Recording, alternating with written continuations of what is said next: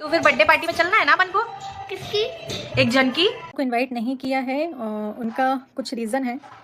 जिनको इनवाइट किया है, जिनको आपने मेरे ब्लॉग में देखा है, आप किसी कारण से ही कुछ करते हैं। तो जिनको बुलाया है उनका भी कारण है और जिनको नहीं इनवाइट किया है उनको ना बुलाने का भी वेलकम कारण बैक है। To my YouTube family. तो एक नई अपडेट के साथ फिर हाजिर हो गई हैं। तो जैसा कि आपको पता है कि नेहा आशीष तिवारी ताशी की बर्थडे पार्टी में बहुत लोगों को इनवाइट नहीं की थी और उनके पे ये सवाल खड़ा किया जा रहा है कि उनकी देवरानी के साथ उनका रिश्ता सुधर गया था, लेकिन बीच में क्या कंट्रोवर्सी हुई कि उनका रिश्ता फिर से नाजुक रिश्तों पे आ गया। उन्होंने ताशी के बर्थडे पर अपनी देवरानी को नहीं बुलाया। तो उनका कहना है कि उन्होंने लाइव में आकर कहा कि कुछ ऐसी बातें हैं जो मैं आपको लोगों को बता नहीं सकती, लेकिन कुछ मैंने किसी वजह से ही किसी को नहीं बुलाया, तो मैं आप लोगों को गाइस नहीं बता सकती।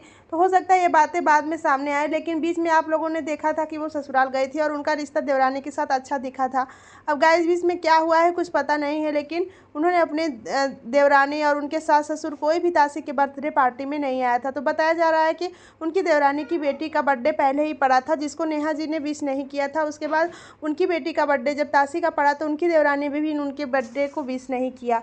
तो गाइज हम आपको बता दें कि जहाँ पूरी तो आशीष जी की आखिरी निशानी ताशी है, उसके बर्थडे पार्टी पे उसके दादा दादी और उसके जो चाचा चाची उन्होंने क्यों विश नहीं किया। तो गाइज अभी वो कुछ इस बात के बारे में बताई नहीं है, लेकिन मैं आपको कुछ कमेंट है कि जगत दीदी और लप्पू बिल्कुल वही औरत आदमी की जोड़ी है जैसी मेरठ की मुस्कान और साहिल। उस जोड़ी में जो मरा वो ड्रम में भरा गया वो सौरभ था। इस केस में सौरभ थे जगत जीजा।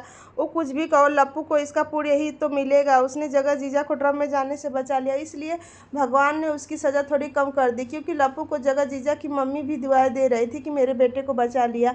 और पता नहीं इस जगत दीदी की सपोर्ट फैन कैसे लोग हैं होंगे उसी जैसे शादी के बाद पति को धोखा देने वाले, कि एक साथ दो दो तीन तीन आदमियों से रिश्ता रखने वाली झूठी धोखेबाज और दो मुही औरतों जैसे किसी भी नाजायज़ रिश्ता रख ले, चाहे वो भाई हो, चाहे चाचा या मामा का दोस्त हो। और एक है कि इस औरत से सबसे ज़्यादा चिढ़ इसलिए आती है क्योंकि इसकी वजह से सिंगल मदर्स पर सवाल उठ गया कि औरत अकेली नहीं रह सकती, सिंगल मदर घर तोड़ेगी। इसी औरत के दूर रहो इससे। और बहुत सी सिंगल मदर्स की इज्जत पर दाग लगा दिया, ऊपर से बहन भाई के रिश्ते पर भी सवालिया निशान लगा दिया। और ये भी बेहद जलनखोर और स्वार्थी औरत है, किसी की सगी नहीं है, किसी को भी खुश नहीं देख सकती। बहुत है मेरा बस चलता तो उसको और लप्पू को मैं यूट्यूब से कैंसिल करा देती।